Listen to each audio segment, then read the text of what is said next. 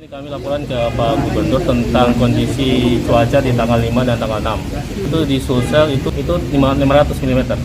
Itu lebih lagi, sangat ekstrem lagi. Lebat sampai sedang sampai dengan 50, 100 lebat. Ini di atas itu. Normalnya di Sulsel itu 50, kurang dari 50. Ya. Nah, kami informasikan ke Pak Gubernur bahwasanya ini belum puncak. Belum. Kami perkirakan puncaknya di bulan Januari.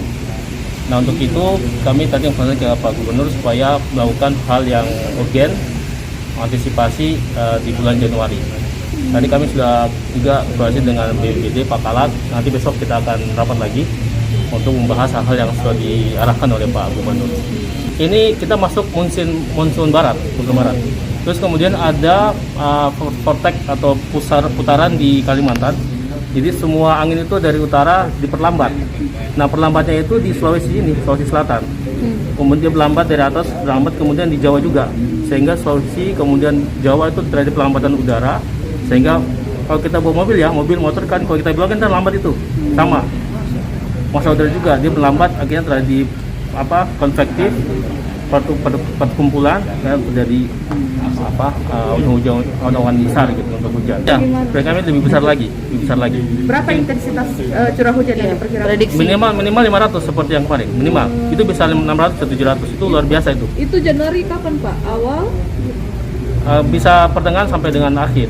Karena penanganan kami itu historis di Januari itu biasanya di akhir Januari itu terjadi banjir bandang biasanya. Nah, untuk itu makanya kita harus antisipasi dari tahun kemarin itu kondisinya El Nino, ada masa kekeringan. Kalau sekarang La Nina, sehingga untuk kita harus antisipasi. Ya, masyarakat kami himbau supaya memperhatikan lingkungannya, terutama drainase, pohon-pohon di sekitar ya, untuk tetap diperhatikan, untuk dibersihkan gitu. Kemudian yang di lereng gunung mungkin kan biasa longsor ya, juga diperhatikan juga. Itu pasti mempengaruhi transportasi udara, juga termasuk di darat juga demikian. Berarti warning juga untuk penerbangan ya, Pak ya? Ya.